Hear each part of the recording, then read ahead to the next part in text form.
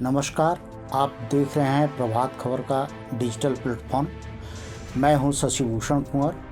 भारत पाकिस्तान युद्ध हालांकि विराम की ओर बढ़ चला है और शांति दोनों देश की सीमाओं पर हो रही है। भारत पाकिस्तान के बीच पनपे इस टेंशन के बीच अनुज कुमार शर्मा ने 1971 के warrior doctor captain B S Shankar Singh से बात की है। उनके साथ राजदेव पांडे और कैलाशपति मिश्र ने भी बात की है। अब आप इसकी पूरी रिपोर्ट देखें। आज भारत और पाकिस्तान के हालात तनावपूर्ण हैं। भारत की सेना पाकिस्तान के साथ वॉर जैसी स्थिति में है, घोषित नहीं है, लेकिन आम जनमानस मानना है कि युद्ध शुरू हो गया है। 1971 में भी पाकिस्तान के साथ एक युद्ध लड़ा गया था और उन वार हीरोज़ में से एक हैं डॉक्टर कैप्टन विजय शंकर सिंह। आज हम उनके ही पास हैं। वो अपने साथ केवल वार की याद ही नहीं, उस समय जो भारतीय सेना ने जिन गोला बारूद से पाकिस्तान को हराया था, उनकी यादों के साथ हमारे सामने हैं। उनसे जानते हैं उनके अनुभव और आज के हालात पर उनसे करते हैं बातचीत। प्रभात खबर के लिए मैं अनुज कुमार शर्मा। सर, 1971 की लड़ाई आपने लड़ी, आज फिर युद्ध शुरू हो चुका है। क्या महसूस करते हैं और उस समय के युद्ध में आज के युद्ध में क्या बदलाव है? देखिए, उस समय कन्वेंशनल वार होता था, आज कन्वेंशनल वार नहीं रहा। आज दूसरे तरह की वार हो गई। आप उस देश में घुसे हुए टारगेट को हिट कर दे रहे हैं। ये चीज़ पहले होता था, आप फौज आगे बढ़ती थी, लड़ती थी, गोला कैप्चर करते थे, कैजुअलिटी होती थी, दोनों चीज़ होती थी। आज वो सब नहीं रह गया। 71 की लड़ाई में हम लोगों को 3 महीना पहले पता चल गया था कि लड़ाई होने वाली है और उसका प्रिपरेशन शुरू हो गया था। बटालियन हेडक्वार्टर की तरफ से, ब्रिगेड के तरफ से, डीप के तरफ से सबको अपना टास्क मिल जाता था कि आपको इस लड़ाई में इस पोस्ट को कैप्चर करना है और आपके पास जो साजो समाज की ज़रूरत है उसकी तैयारी कर लीजिए। उसकी तैयारी पूरी हो गई 3 जनवरी। तब जो है 3 दिसंबर को हम लोग थे उरी सेक्टर में और वहाँ पर नॉर्थ ऑफ झेलम पहले लड़ाई शुरू हुआ। रात के 7-8 बजे गोला बारूद चलना शुरू हुआ। साउथ ऑफ झेलम में शांत था जिधर हम लोग के थे, लेकिन अर्ली मॉर्निंग होते होते इधर भी फायरिंग शुरू हो गई और गोला बारूद शुरू हो गया। और हमारी बटालियन को जो ऑर्डर मिला कि carry out the task allotted to you, तो जो टास्क नंबर 1 था, एक सोहराब पोस्ट था जो आपको हम दिखाना चाहेंगे। यह पोस्ट जो है सोहराब है इंडियन साइड में, यह पाकिस्तान का झंडी मल्ली है। दोनों के बीच में वाटर पॉइंट था। हम लोगों को यहाँ से क्रॉस करके इसको कैप्चर करना था वाला। 3 तारीख को वाला वार शुरू हुआ। 3 तारीख को आदेश हो गया कि आप इसको कैरी आउट करिए। 4 तारीख को हमको अटैक में जाना था। ट्रूप्स कम थी, यहाँ पर एक कंपनी थी। दूसरी कंपनी जो हमारा बटालियन हेडक्वार्टर था, बाज पोस्ट था, यहाँ पर एक प्लेटून था। वो प्लेटून यहाँ गया और एक कंपनी अटैक में गई। यहाँ तक तो आपको समझ में आएगा कि 4 तारीख को करीब 7 बजे के लगभग शाम में अटैक हुआ और एक झंडी मल्ली कैप्चर हो चुका था। लेकिन आपको ट्रूप्स नहीं था कि यहाँ को होल्ड कर सकें और इसको भी होल्ड कर सकें। इसका इधर से एक पोस्ट था मल्ली, उधर से ट्रूप आया और कैजुअलिटी, कुछ तो कैजुअलिटी हो गई, कुछ जो है बच गए तो उनको रिपल्स कर दिया वो अपनी जगह पर अपना पोजीशन होल्ड करने के लिए चले आए। यही था।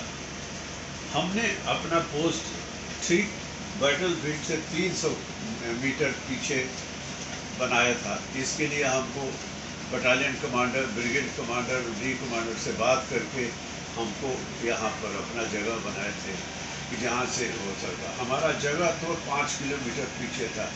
हमने कहा कि हम अगर हमारी बटालियन लड़ाई में जा रही है और हम 5 किलोमीटर पीछे रहेंगे तो हमारे पास कैजुअलिटी कैसे आएगी? कौन उसको देखभाल करेगा? कैसे बचा पाएंगे? हमारी जिम्मेवारी बटालियन की होती है। तब हमने अपना जगह उन लोगों से लड़ करके यहाँ जगह लिया और जो हमारे पास आए वह सब बच गए। अब एक दूसरा सबसे बड़ा प्रॉब्लम शुरू होता था ट्रांसपोर्टेशन का, क्योंकि 5 किलोमीटर बाज पर एक नया हेलीपैड बना था।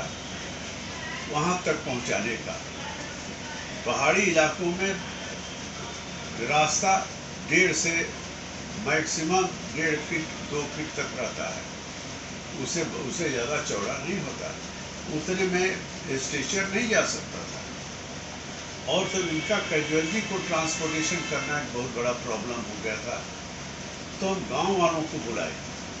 कमालकोट गांव था जो लाइन ऑफ कंट्रोल पर था। वहाँ के लोगों का हम 3 साल तक सेवा किए थे। उन्होंने कहा कि डॉक्टर साहब बुला रहे हैं, चलो। 100% मुसलमान थे। वो आए और सब कैजुअलिटी को उनको लोड कैरी करने की आदत थी। वो पूरा लोड कैरी करके एक एक आदमी पीठ पर लाद करके वो पहुंचा दिए और वहाँ पर हेलीकॉप्टर आया और लेकर के श्रीनगर चला गया। 4 हेलीकॉप्टर आए बारी बारी से और सब कैजुअलिटी चली गई और सब बच गए थे। तो यह इससे और कैजुअलिटी, कुछ तो कैजुअलिटी हो गई, कुछ जो है बच गए तो उनको रिपल्स कर दिया। वो अपनी जगह पर अपना पोजीशन होल्ड करने के लिए चले आए। यही था। हमने अपना पोस्ट ठीक बैटल फील्ड से 300 मीटर पीछे बनाया था। इसके लिए हमको battalion commander, brigade commander, D commander से बात करके हमको यहाँ पर अपना जगह बनाए थे कि जहाँ से हो सकता। हमारा जगह तो 5 किलोमीटर पीछे था। हमने कहा कि हम अगर हमारी बटालियन लड़ाई में जा रही है और हम 5 किलोमीटर पीछे रहेंगे तो हमारे पास कैजुअलिटी कैसे आएगी? कौन उसको देखभाल करेगा? कैसे बचा पाएंगे? हमारी जिम्मेवारी बटालियन की होती है। तब हमने अपना जगह उन लोगों से लड़ करके यहाँ जगह लिया और जो हमारे पास आए वह सब बच गए। अब एक दूसरा सबसे बड़ा प्रॉब्लम शुरू होता था ट्रांसपोर्टेशन का, क्योंकि 5 किलोमीटर बाज पर एक नया हेलीपैड बना था। वहाँ तक पहुँचाने का पहाड़ी इलाकों में रास्ता 1.5 से मैक्सिमम 1.5 फीट 2 फीट तक रहता है, उसे ज़्यादा चौड़ा नहीं होता। उतने में स्टेशन नहीं जा सकता था और फिर इनका कैजुअलिटी को ट्रांसपोर्टेशन करना एक बहुत बड़ा प्रॉब्लम हो गया था। तो हम गांव वालों को बुलाए। कमालकोट गांव था जो लाइन ऑफ कंट्रोल पर था। वहाँ के लोगों का हम 3 साल तक सेवा किए थे। उन्होंने कहा कि डॉक्टर साहब बुला रहे हैं, चलो। 100% मुसलमान थे। वो आए और सब कैजुअलिटी को उनको लोड कैरी करने की आदत थी। वो पूरा लोड कैरी करके एक एक आदमी पीठ पर लाद करके वो पहुंचा दिए और वहाँ पर हेलीकॉप्टर आया और लेकर के श्रीनगर चला गया।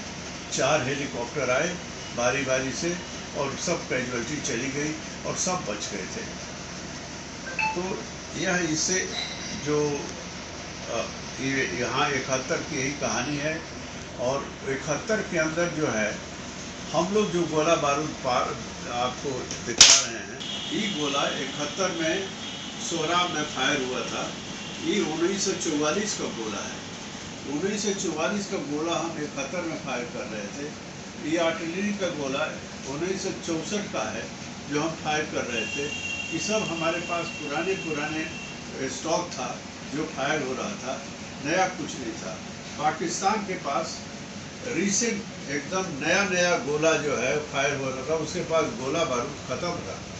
जो आज जो प्रॉब्लम जो कह रहा है कि 3 दिन के लिए उनके पास गोला बारूद है, हो सकता है कि उनके पास कुछ भी गोला बारूद हो, लेकिन हमारे पास जो है आप सोच सकते हैं कि 71 में हम 44 का गोला फायर, तो इसके बाद का कितने साल का जो गोला होगा वो अभी पड़ा हुआ था। नमस्कार, मैं हूं कैलाशपति मिश्रा। प्रभात खबर के लिए मेरे साथ हैं कैप्टन डॉक्टर विजय शंकर सिंह जी। वो 1971 के बाढ़ के हीरो हैं और कई फ्रंटों पे इन्होंने लड़ाई लड़ी है।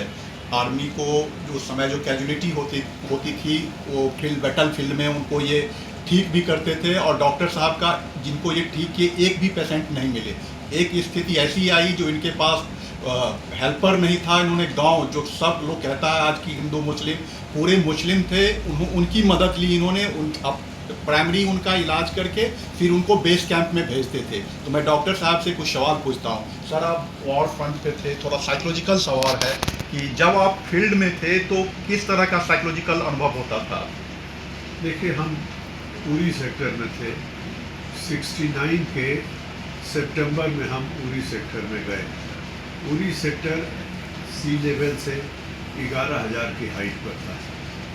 वहाँ एक बाज पोस्ट था, जिस पोस्ट पर हमारा था MI रूम था, जिसमें हम रहते थे, अकेले रहते थे।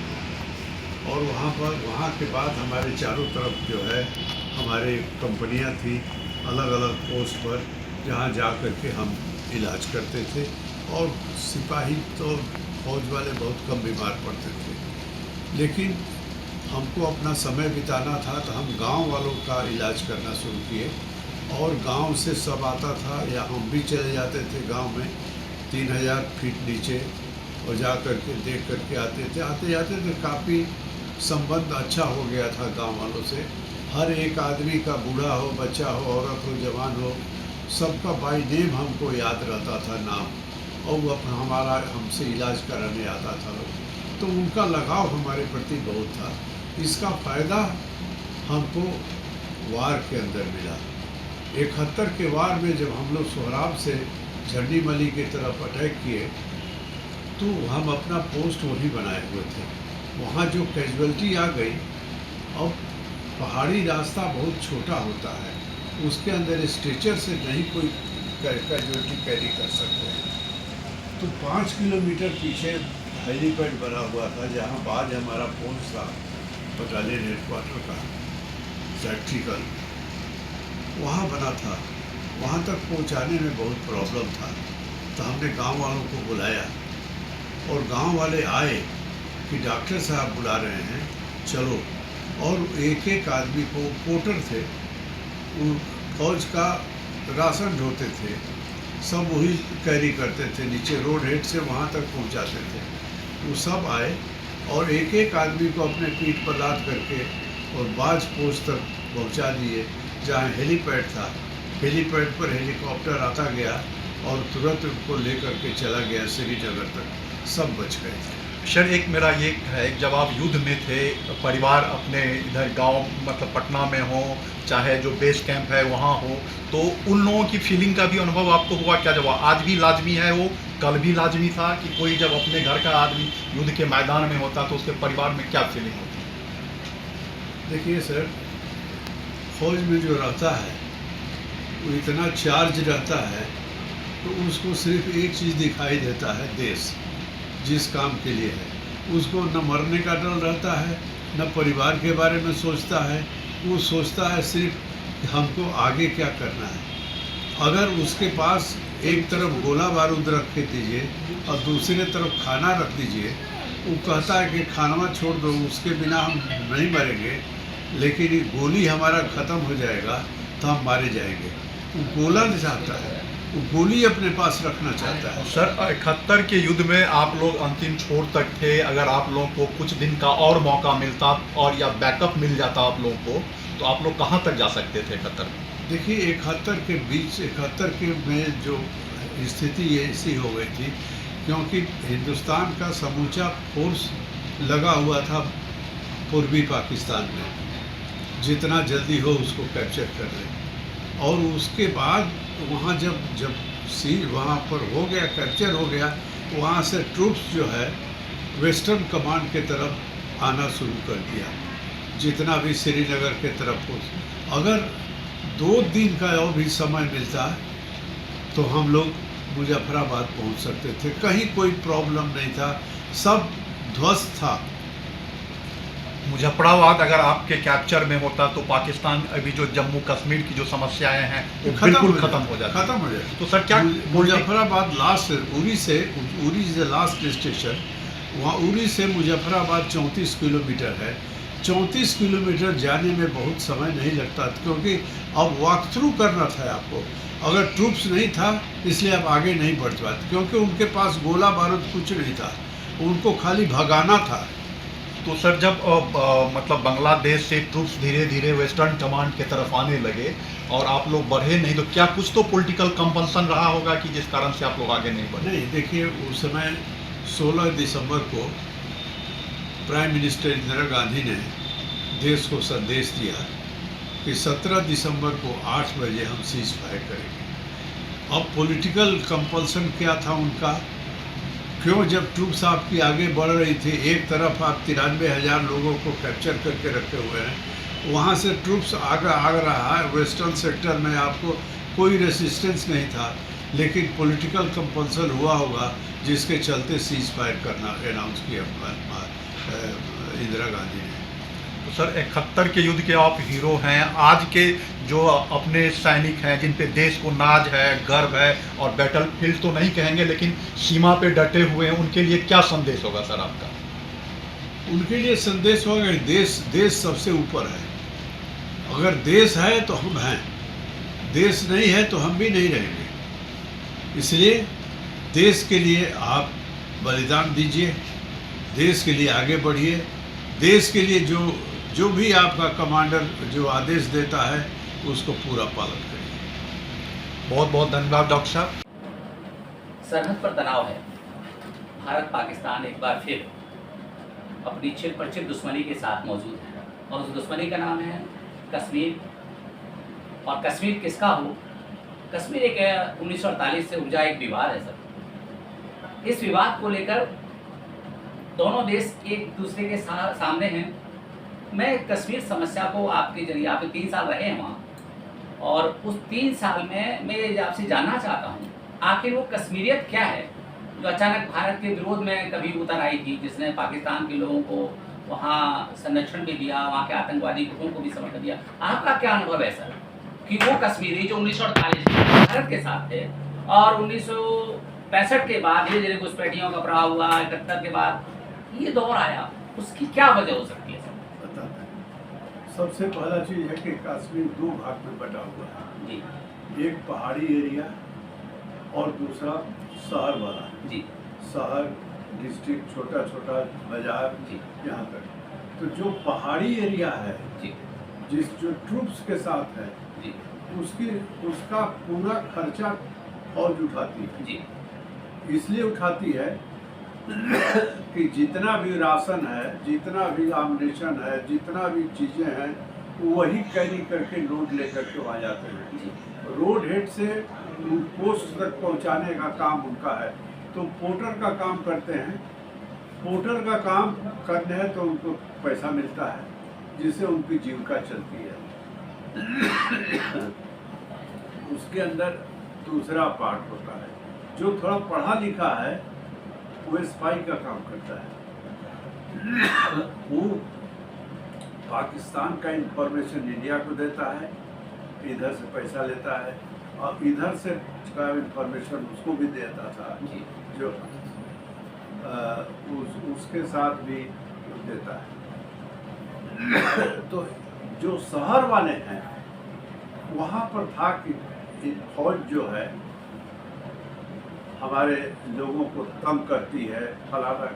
फौज कभी किसी को तंग नहीं करता। फौज उनको प्रोटेक्ट करता है, उनका इलाज करता है, उनको दवा देता है, उनको पैसा देता है, उनके लिए इतना पैसा देता है जिससे उनका परिवार चल सके। तो इस तरह से दोनों सर, ये आखिर वो सब फौज इतनी सहयोगी रही है, आप बोल रहे हैं कि जो हाई उस पर पहाड़ियों पर हैं वो आपके प्रोडक्ट में काम करते हैं, पैसा मिलता है और वो लोग सब सपोर्ट में करते हैं। ये हिंदू मुसलमान को लेकर कश्मीरियों के साथ एक कश्मीरी डोगरा ब्राह्मण थे, वो कश्मीरी ब्राह्मण, उनका ढेर सारा पलायन हुआ।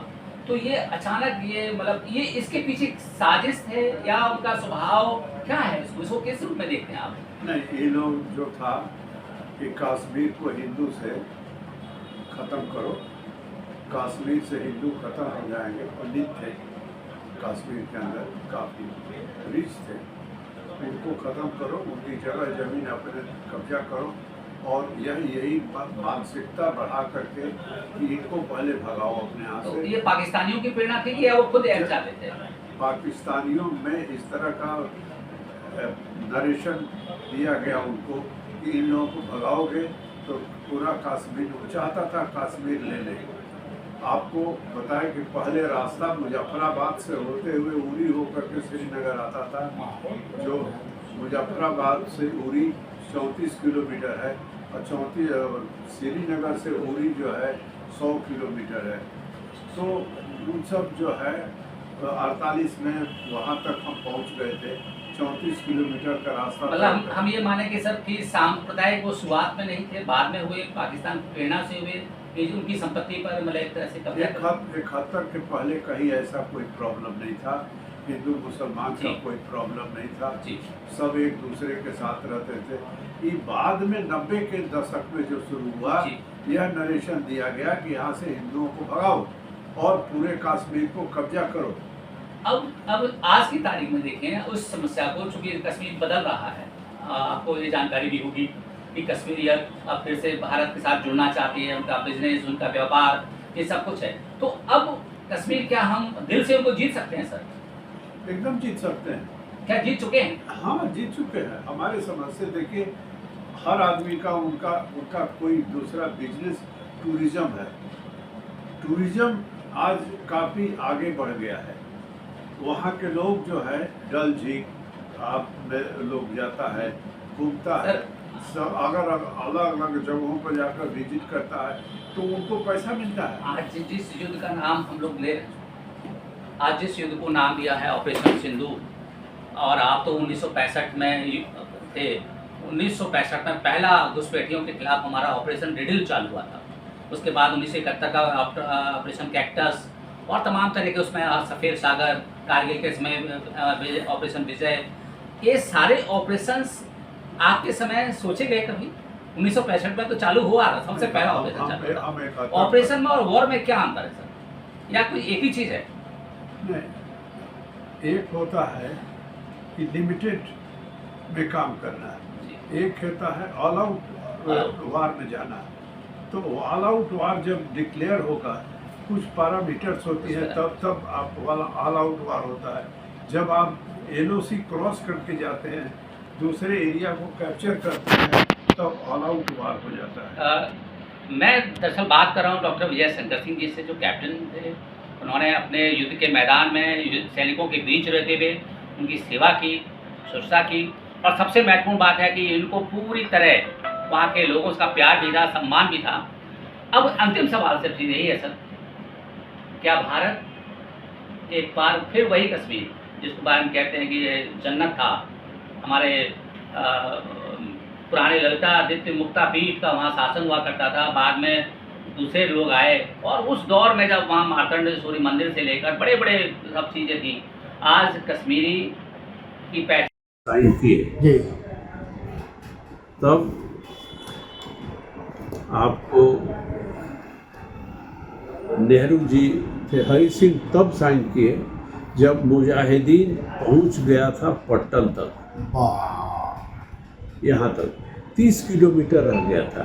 अच्छा, अगर 30 किलोमीटर भीतर और एयरपोर्ट तक चला आता है, श्रीनगर तक, तो श्रीनगर तक एयरपोर्ट कैप्चर कर लेता है, तो आपको पाकिस्तान, आप कश्मीर के बारे में आप सोच भी नहीं सकते थे, क्योंकि आपके पास कोई रास्ता नहीं था। सबसे बड़ा चीज़ है कि कोई रास्ता नहीं था आपके पास।